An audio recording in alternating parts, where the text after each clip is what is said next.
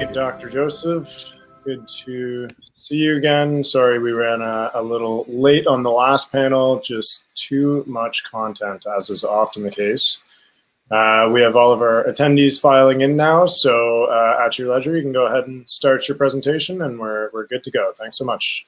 All right, thanks very much, and thanks everyone for being here and the opportunity to present to you today. My name is Dr. Joseph Tucker. I'm the CEO of MagicMed Industries. I think that we're probably all pretty excited about the psychedelics industry and the opportunities. That's why we're here. And certainly MagicMed feels very much the same way. I think that we are, diversified from many that, or different, let's say, from many of the other companies that you may hear about, in that we intend not at all to be a competitor, but actually an enabler or a partner of the other companies in the industry. And I think that's one of the three things that I think I'd like you to remember from today, if nothing else, is that MagicMed really wants to support the other companies in this industry and help everybody succeed. And that's really our goal.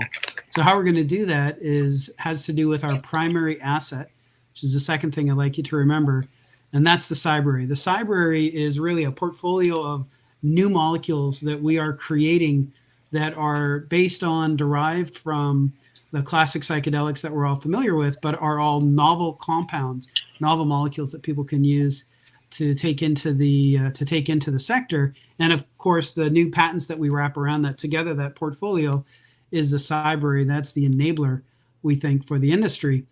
Third thing I'd like you to know is, while, as our name suggests, our initial focus in the PsybraryTM is on psilocybin, we actually are going to be, I think, very soon shifting gears and adding other molecules that we think also are very valuable and have a lot of potential for treatment, and that includes molecules such as ibogaine and mescaline and MDMA and others. So again, while psilocybin is our initial focus, we see a lot of opportunity in others, and we will be going there as well. So some quick high-level highlights for you on the company. First off, really experienced team. Myself, as a CEO for the last 15 years in the biotech sector in Canada. I've actually taken 2 companies public prior to this, and have been in the industry or the finance side ever since I got my Ph.D., which was just over 20 years ago now. Other folks on the team have extensive experience, in particular in the scientific area. Our CSO, for example, and I have worked together in programs that are very similar to this, where we go to the original organism, like a plant or a mushroom, and we pull out the molecule and we figure out, how does the original organism make this molecule? Can we make better, improved molecules, or can we make better, improved manufacturing systems? And we've done that with opiates, with cannabinoids, with amphetamines. Psychedelics is just another example of the same space that we've been working in for decades, literally decades. Because of that experience that we have a lot of relationships that we've built over the decades, which are going to be very valuable. Relationships with big pharma, big biotech companies we've worked with, partnered with in the past, and we'll be able to use those, and we are using those to advance this company. I think one of the exciting things about MagicMed for us is how quickly we are moving, in particular in the near-term milestones. So, since inception, we've been madly creating many new molecules. We've been filing many patents, and I think that we also intend to reach our first partner engagements, and I'll talk about the business model later and the significance of that, but we intend to do that actually very quickly as well. So we're very quickly ramping up in this company. One of the other big, I think, differentiators for us is the business model, and this is based on a business model that we have successfully executed on the past, and it goes like this. We do what we know we're really great at, and we don't try to be like some other companies who try to do everything. We're not going to do that. We know we're really good at developing new molecules and filing patents around them. And that's what we're going to do. We do that, and we partner with numerous other companies, and those other companies are able to take these molecules forward. And in doing so, a couple of things happens. One, the revenue starts to come in very early within the company because of the partnership model, and we end up actually becoming revenue positive and even cash flow positive after just a few partners come in, which all happens much more quickly than your classic product development kind of company. number one. Number two, we're really diversified because we have different molecules, and the molecules are in different clinical silos, if you will. Different clinical indications are being pursued, and our partners are also different. We've taken a lot of the risk and diversified it away so that any one molecule, any one clinical indication, any one partner falls by the wayside. It's not a devastating blow to the company. It's just no problem. We've got multiple other things going on. And while we've done that, at the same time, we've managed to retain that big pharma, big blue sky upside, because we'll have royalties on every one of these molecules that the companies are taking into the big pharma markets.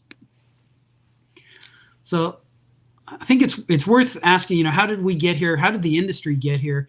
And I think it's because, in the last few years, there have been some really impressive clinical results coming out of some very well-regarded institutions around the world that have shown the significant promise of these things we call psychedelics, which really is this grab bag of molecules that all hit the 5-HT2A receptor, generally speaking. And it's worth remembering that we have been down this path before.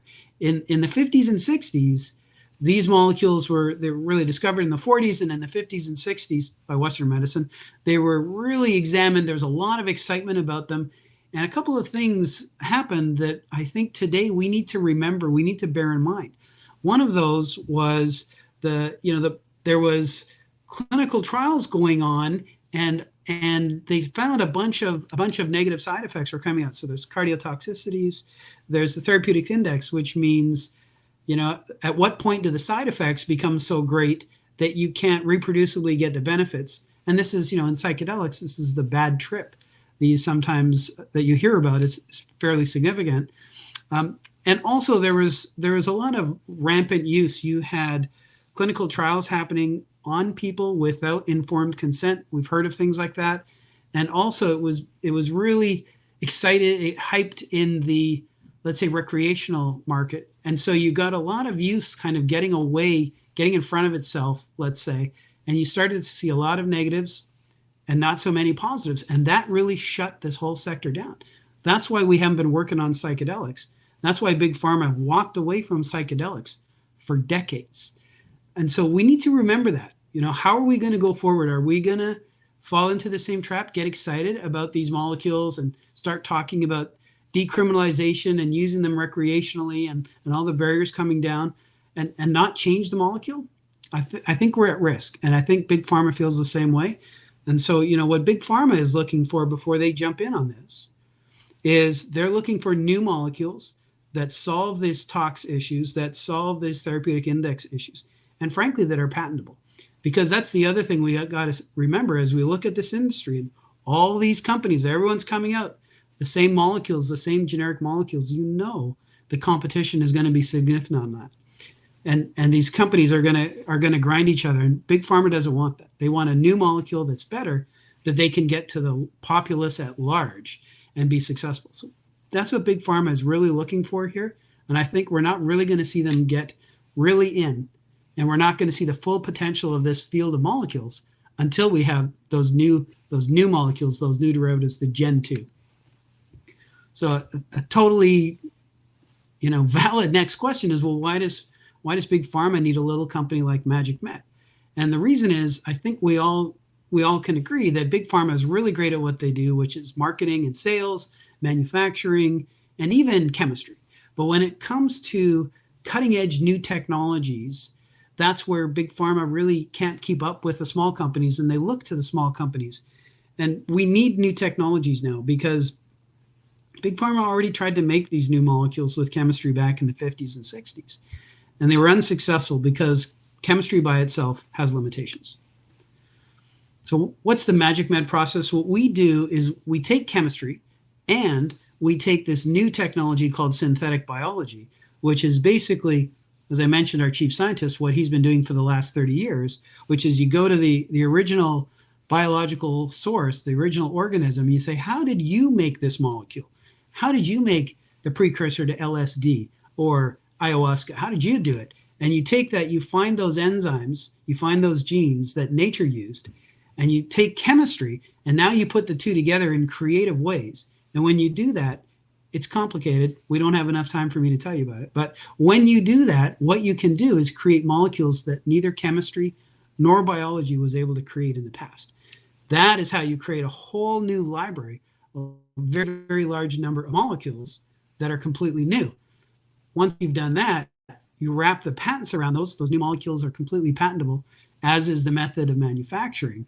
And that is the PsybraryTM. That is this large portfolio of molecules that now Big Pharma and other big biotechs can say, I like to sift through there. I like to test a bunch of those molecules and see if we can find something which is even better than psilocybin, for example. So, briefly, it's worth remembering this, the size and the importance of these pharmaceutical markets. These are very serious brain and mental health issues, anxiety, depression. We're all aware of it, the addiction, and they're multi-billion-dollar markets that really, really do need new products. So it's not just a profitable, but also a very meaningful area to pursue. So talk briefly about the business strategy. This is based on a model that we developed previously, same management team about 7 years ago. We created a company and we did this in the opiate space. So the idea is you work with a large company, a large partner, and that it's a company, it needs to be a company that says, we need a Gen 2, we need a better molecule, or maybe we need a Gen 2 manufacturing system for this existing molecule. But we need something competitive, something protectable, something that's better. And that company, we partner with them. We start with our asset, the PsybraryTM, and say, here's our portfolio of molecules that maybe hit the buttons you're looking for, test them. And they test those molecules. They say, some of these are really interesting. Could you make us more like that? You betcha. And we'll go back in a sort of a circular and iterative fashion, creating better molecules until ultimately the partner says, that molecule right there, it's fantastic. We would like to take that into clinical trials. So along the way, while we're spending this time and energy creating these new molecules, the partner is paying all of our costs, plus overhead. Then once we say this molecule is good to go, then you enter this new phase and it becomes this milestone-driven kind of revenue stream. So now we get, as that molecule enters preclinical trials, clinical trials, approval, we get milestone payments along the way. And ultimately, when it becomes an approved drug in these multi-billion-dollar markets, we have a royalty stream. So we do that with multiple different partners, different companies working on different molecules and working in different indications, which is how we're able to segment these from each other.